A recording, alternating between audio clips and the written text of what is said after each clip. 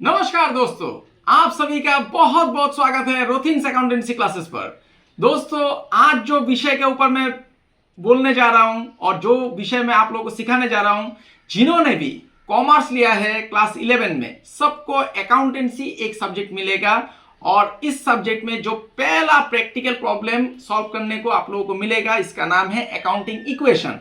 तो ये accounting equation chapter सीखना बहुत ही इंपॉर्टेंट है और बहुत आसान भी है। आप लोग बने रहिए मेरे साथ वीडियो में अंत तक। बहुत ही आसान है, बहुत ही मजेदार है। एक या दो वीडियो में आप लोग सीख जाएंगे। वीडियो में आगे बढ़ने से पहले दोस्तों, मेरा आप सभी से एक निवेदन है, अगर अभी तक आप लोगों ने मेरा चैनल को सब्सक्राइब नहीं किया है तो चैनल को सब्सक्राइब जरूर कर लीजिएगा और ऊपर का जो बेल आइकन है उसको दबाना मत भूलिएगा। वीडियो अगर अच्छा लगा तो इसे एक लाइक भी कीजिएगा, अपने दोस्तों के बीच शेयर भी कीजिएगा और हाँ, कमेंट करना मत भूलिएगा। आप लोग मुझे इंस्टाग्राम और फेसबुक में भी फॉलो कर सकते हैं। मेरा इंस्टाग्राम और फेसबुक पेज का जो लिंक है मेरा चैनल पे दिया हुआ है और मैं वीडियो का डिस्क्रिप्शन बॉक्स पे भी दे दूंगा। तो चलिए दोस्तों, विलंब ना करते हुए आज के विषय की तरफ आगे बढ़ते हैं। क्लास 11 के स्टूडेंट्स के लिए कॉमर्स का, जिनका अकाउंटेंसी तो कंपलसरी सब्जेक्ट रहेगा ही आप लोगों का, सीबीएसई बोर्ड का हो, आईसीएसई बोर्ड का हो या किसी भी स्टेट बोर्ड का हो, हर एक बोर्ड के लिए अकाउंटेंसी में ये चैप्टर रहेगा ही, अकाउंटिंग इक्वेशन। और अकाउंटिंग इक्वेशन का प्रैक्टिकल प्रॉब्लम कैसे सॉल्व किया जाता है ये मैं आज आप लोगों को सिखा दूंगा। दोस्तों, कुछ लोगों का थोड़ा कॉम्प्लेन रहता है कि मैं थियोरिटिकल एस्पेक्ट उतना बोलता नहीं हूं, क्योंकि देखिए मेरा जो चैनल है रोथिन्स अकाउंटेंसी क्लासेस, इसमें अगर आप लोग डिस्क्रिप्शन बॉक्स पे जाएंगे तो आप लोगों को देखने को मिलेगा कि मैंने चैनल बनाया ही है। जो मुख्य उद्देश्य है मेरा चैनल का, आप लोगों को प्रैक्टिकल प्रॉब्लम सॉल्व करने में मदद करना। तो इसीलिए मैं ज्यादातर समय प्रैक्टिकल प्रॉब्लम सॉल्व करके दिखाता हूं। हाँ, ये मैं जरूर मानता हूं कि प्रैक्टिकल प्रॉब्लम सॉल्व करने के लिए थोड़ा थियोरिटिकल नॉलेज रहना जरूरी है। तो मैं थियोरिटिकल नॉलेज देता हूं, जितना जरूरत है उतना ही देता हूं, लेकिन ज्यादा नहीं बोलता हूं। ज्यादा बोलने से आप लोग भी बोर फील करेंगे या फिर आप लोग कंफ्यूज हो जाएंगे। तो इसीलिए मैं प्रैक्टिकल प्रॉब्लम ही सॉल्व करके दिखाता हूं। तो आज भी मैं ज्यादा थियोरिटिकल नॉलेज आप लोगों को नहीं दूंगा, प्रैक्टिकल प्रॉब्लम सॉल्व करके दिखाऊंगा, जिससे कि आप लोग कंफ्यूज ना हो और आप लोगों को आसानी हो प्रैक्टिकल प्रॉब्लम सॉल्व करने में। तो देखिए दोस्तों, मैं आगे बढ़ता हूं विषय की तरफ। अकाउंटिंग इक्वेशन, स्कूल में हम लोगों ने पढ़ा है इक्वेशन, समीकरण दिया रहता था, उसको सॉल्व करने को मिलता था, सॉल्व द इक्वेशन, ऐसा क्वेश्चन रहता था। तो अकाउंटिंग इक्वेशन क्या होता है? ये भी एक मैथमेटिकल एक्सप्रेशन है, एक मैथमेटिकल एक्सप्रेशन है based on dual aspect concept. अभी डुअल एस्पेक्ट कॉन्सेप्ट क्या होता है? दो तरफ इसका मतलब ट्रांजैक्शन का दो तरफ ही इफेक्ट होगा। डुअल एस्पेक्ट कॉन्सेप्ट मतलब दो तरफ इफेक्ट होता है। ये सब करके दिखाने से आप लोग ज्यादा समझेंगे। अभी देखिए मैथमेटिकल एक्सप्रेशन, अभी ये मैथमेटिकल एक्सप्रेशन क्या है? तो ये इक्वेशन जो है अकाउंटिंग इक्वेशन, ये इक्वेशन होता है मूलतः हम लोग जो जब प्रैक्टिकल प्रॉब्लम सॉल्व करने जाएंगे तब एक्सप्रेशन को कैसे लिखना है आप लोगों को मैं लिख के दिखाऊंगा आप लोगों को, फिर भी आप लोग नोट कर लीजिए। Assets equal to liabilities plus capital, ये होता है mathematical expression. Assets equal to liabilities plus capital. फिर और मैं आगे जाऊं तो देखिए दोस्तों, एसेट होता क्या है? एसेट होता है फार्म का इकोनॉमिक रिसोर्सेस या फिर बिजनेस का इकोनॉमिक रिसोर्सेस। अभी उस इकोनॉमिक रिसोर्सेस से जो कि बिजनेस है, बिजनेस का कुछ क्लेम भी रह सकता है। क्लेम कैसा? इंटरनल भी रह सकता है, आउटसाइडर क्लेम भी रह सकता है। आउटसाइडर मतलब बिजनेस का उधार रह सकता है। आउटसाइडर मतलब आपका क्रेडिटर हो गया, कोई किसी ने आपको सामान बेचा था तो उसको बिल पेमेंट करना है तो बिल पेबल हो सकता है। ये सब आउटसाइडर क्लेम है।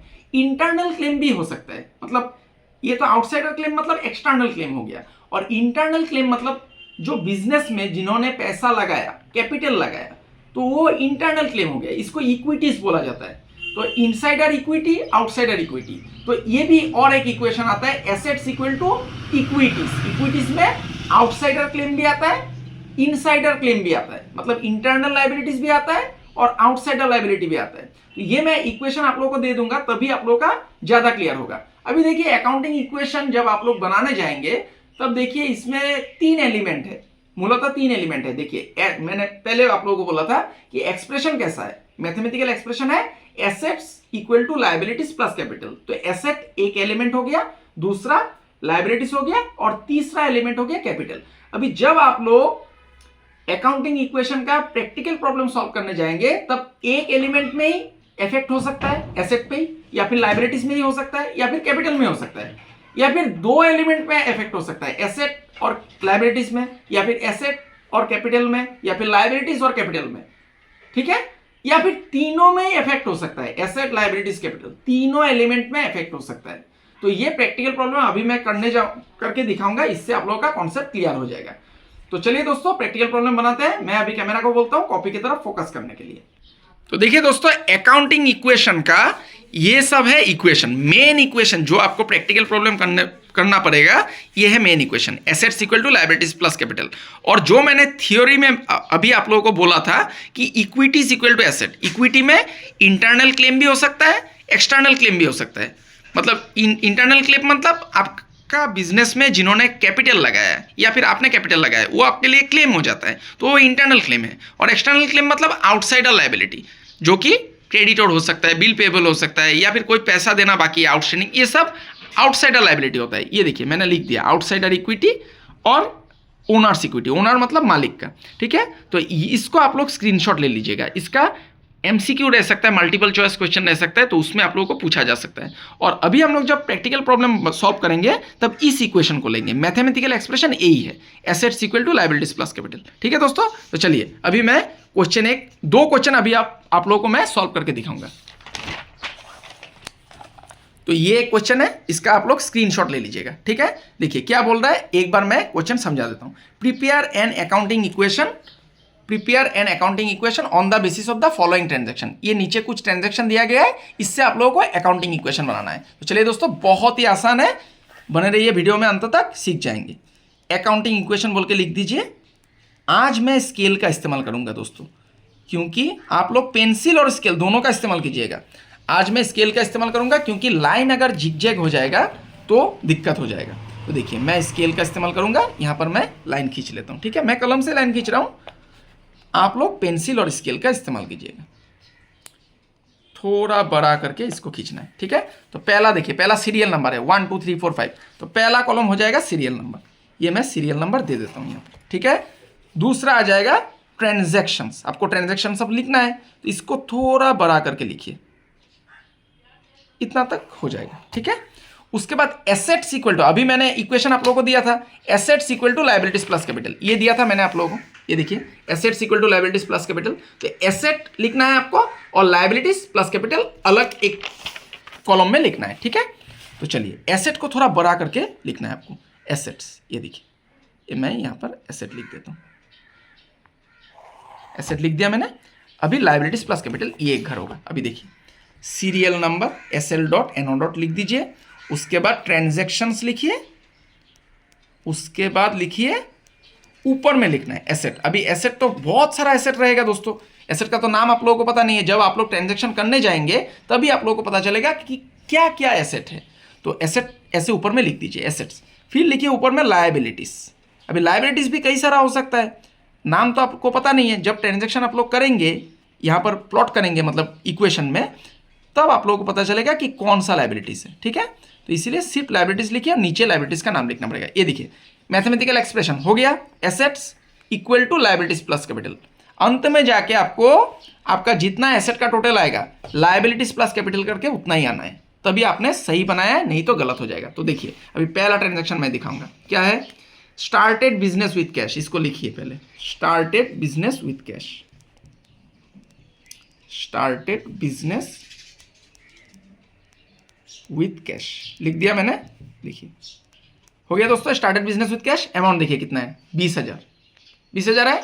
अभी देखिए इसको सोचिए, started business with cash, business आपने शुरू किया कैश से, मतलब पैसा लगाया, तो पैसा लगाने से ये पैसा आपके लिए क्या हो जाएगा, एसेट हो जाएगा। तो कैश, यहाँ पर कैश आ गया। कितना में स्टार्ट किया, 20,000, 20,000 दे दीजिए। और बिजनेस शुरू करने के लिए क्या जरूरत पड़ता है दोस्तों, उसको हम लोग कैपिटल बोलते हैं, है कि नहीं। कैश में भी हो सकता है, काइंड में भी हो सकता है, काइंड मतलब किसी भी सामान में, ये इसके ऊपर मैंने वीडियो बनाया है, काइंड में भी हो सकता है। तो देखिए आपने कैश से बिजनेस शुरू किया 20,000, तो इस कैश को क्या कहलाएगा बिजनेस के लिए, कैपिटल। कैपिटल में भी 20,000 दे दीजिए, हो गया। दूसरा इक्वेशन देखिए, परचेस्ड फर्नीचर फॉर ₹2,000, 2 नंबर लिखिए परचेस्ड फर्नीचर, परचेस्ड फर्नीचर इतना लिख दीजिए, परचेस्ड फर्नीचर हो जाएगा। अभी देखिए फर्नीचर, फर्नीचर भी आपके लिए एसेट है, तो एसेट में आपको प्लस देके लिखना है, प्लस फर्नीचर। अभी देखिए यहाँ में गौर करने वाला बात है, पहला ट्रांजैक्शन में फर्नीचर था, कुछ नहीं था, तो पहला ट्रांजैक्शन में आपको फर्नीचर 0 देना है। अभी आपने बिजनेस के लिए फर्नीचर खरीदा, तो क्या होगा, फर्नीचर में प्लस करना है आपको, फर्नीचर का संख्या बढ़ जाएगा। तो कितना का खरीदा, 2000 का, ठीक है, 2000 आपको प्लस करना है। कैसे खरीदा आपने, पैसा से खरीदा, तो पैसा मतलब क्या है, कैश, तो कैश बढ़ेगा ना घटेगा, तो कैश आपका चला जाएगा। आप फर्नीचर खरीदेंगे तो फर्नीचर तो आ जाएगा बिजनेस में, फर्नीचर बढ़ गया, ठीक है, प्लस 2000 हो गया, लेकिन आपका कैश तो घट जाएगा दोस्तों, तो कैश से आपको 2000 माइनस करना है, हो गया। अभी देखिए लाइबिलिटीज में पहले कुछ नहीं था, तो इसको 0 दे दीजिए। अभी लाइबिलिटीज में कुछ नहीं है, 0 दे दीजिए, कैपिटल में भी कुछ नहीं है, 0 दे दीजिए। अभी 2 इक्वेशन करने के बाद आपको लिखना है न्यू इक्वेशन, 2 इक्वेशन करने के बाद, याद रखिए 2 इक्वेशन करने के बाद आपको लिखना है न्यू इक्वेशन, हो गया। जोड़िए, 20000 से 2000 को माइनस करना है, ये ब्रैकेट मतलब माइनस दर्शाता है। 20000 से 2000 को माइनस करेंगे तो आ जाएगा 18000, फिर 2000 प्लस 0 2000, फिर 0 प्लस 0 तो 0 ही हो जाएगा दोस्तों, 20000 प्लस 0 20000, हो गया। अभी देखिए ध्यान रखिएगा, 2 इक्वेशन करने के बाद न्यू इक्वेशन लिखना है।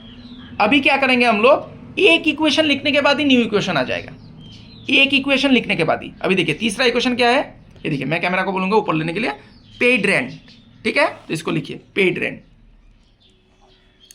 पेड रेंट लिख दीजिए। अभी रेंट आपका मान लीजिए दुकान है, दुकान है तो दुकान भाड़े पर है, तो आपको भाड़ा तो देना पड़ेगा, बिजनेस करने के लिए आप दुकान लिया है, तो पैसा आप कैसे देंगे, पैसा देंगे ना, रेंट में तो आप पैसा देंगे, 200 रुपया, ये 200 रुपया है, 200 रुपया आप पैसा देंगे, तो पैसा घटेगा, कैश घटेगा, कैश से आपको 200 रुपया माइनस करना है। अभी बिजनेस का पैसा को क्या बोला जाता है दोस्तों, कैपिटल बोला जाता है, कैपिटल, ठीक है, तो कैपिटल, ये देखिए दोनों तरफ इसका इफेक्ट हो रहा है, ये दोनों एलिमेंट में, मैंने बोला था अभी वीडियो में, एक में भी हो सकता है एसेट में, या फिर ये हर जगह में देखिए, ये यहाँ देखिए एक में, एसेट में, एलिमेंट में। पहला ट्रांजेक्शन में क्या हुआ था, एसेट में भी इफेक्ट पड़ा था और कैपिटल में भी, 2 एलिमेंट में इफेक्ट पड़ा था। दूसरा ट्रांजेक्शन में सिर्फ एसेट में इफेक्ट पड़ गया, फर्नीचर भी एसेट है, कैश भी एसेट है। तीसरा ट्रांजेक्शन में रेंट, आपने रेंट दिया मतलब कैश गया आपका, तो कैश से घटा, और बिजनेस का पैसा को क्या बोला जाता है, कैपिटल बोला जाता है, तो कैपिटल में भी इफेक्ट पड़ गया, कैपिटल घट गया। तो देखिए फर्नीचर में तो कुछ नहीं है 0, और लाइबिलिटीज में भी कुछ नहीं है 0। अभी पहले आपको 2 इक्वेशन करने के बाद ही न्यू इक्वेशन लिखना है, अभी क्या करना है, एक इक्वेशन लिखने के बाद ही आपको न्यू इक्वेशन निकाल लेना है, ठीक है दोस्तों। बहुत ही आसान है, लेकिन बहुत इंपॉर्टेंट है, परीक्षा की दृष्टि से देखने जाए तो परीक्षा में पूछा जाता है।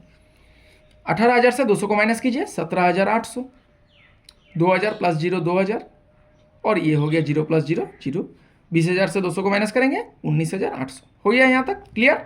अभी देखिए चौथा ट्रांजेक्शन क्या है, परचेज गुड्स ऑन क्रेडिट, सामान खरीदा बिजनेस के लिए, सामान खरीदा गया दोस्तों, परचेज गुड्स ऑन क्रेडिट, तो इसको लिखिए पहले 4 number, purchased goods on credit, हो गया दोस्तों। ये कितना का सामान खरीदा, देखिए 3000 का सामान खरीदा, ठीक है, किसके लिए खरीदा, बिजनेस के लिए।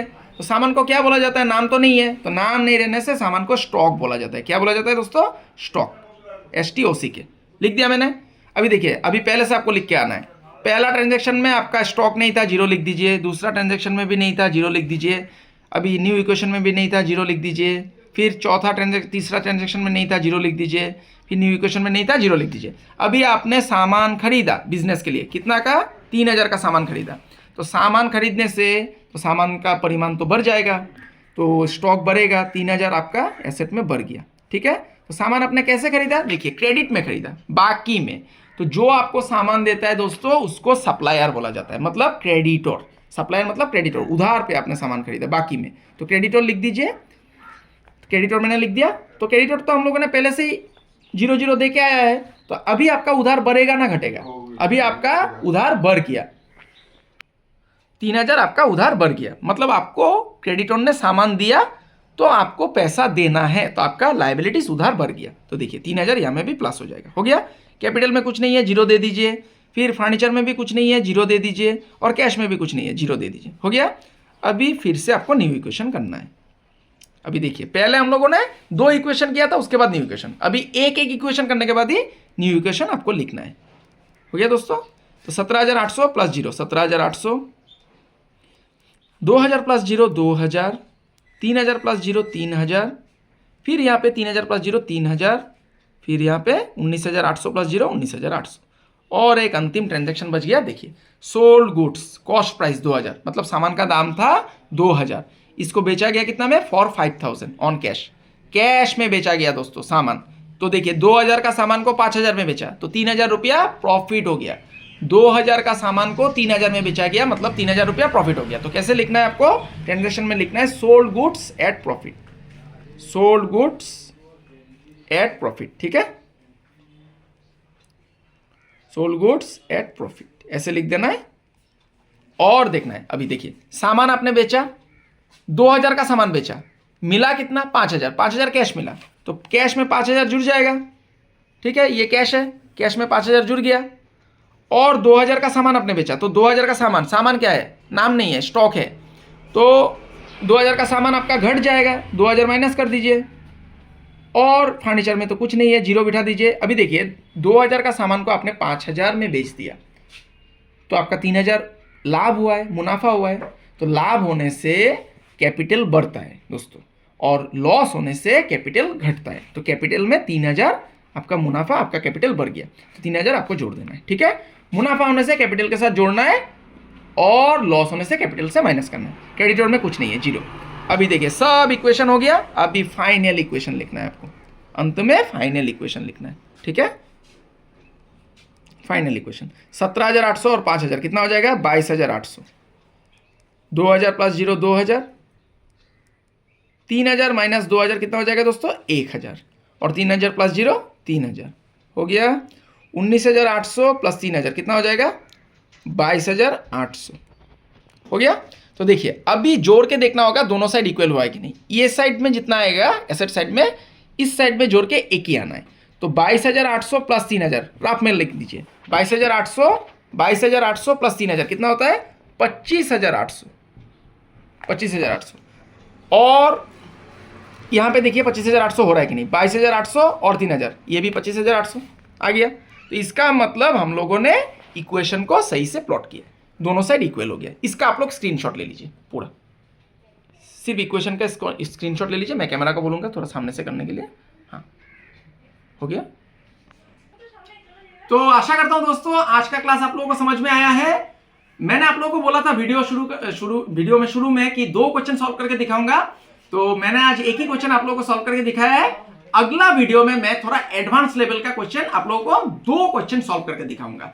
ठीक है दोस्तों, तो इस क्वेश्चन को आप लोग प्रैक्टिस कीजिए, और किसी भी किताब से आप लोग 11 का अकाउंटेंसी का किसी भी राइटर का, किसी भी पब्लिशर का किताब ले लीजिए जिसमें अकाउंटिंग इक्वेशन चैप्टर है, उसमें से आप लोग क्वेश्चन ज्यादा से ज्यादा प्रैक्टिस कीजिए। इससे आप लोगों का कॉन्सेप्ट और क्लियर होगा, और आप लोग आसानी से बना पाएंगे। जितना अभ्यास करेंगे उतना आप लोग बेहतर बनेंगे। तो चलिए दोस्तों, अगला वीडियो में मिलते हैं। तब तक के लिए मैं ईश्वर से प्रार्थना करता हूं आप सभी स्वस्थ रहे, सुरक्षित रहे और खुश रहे। आज के लिए इतना ही दोस्तों, बहुत बहुत धन्यवाद।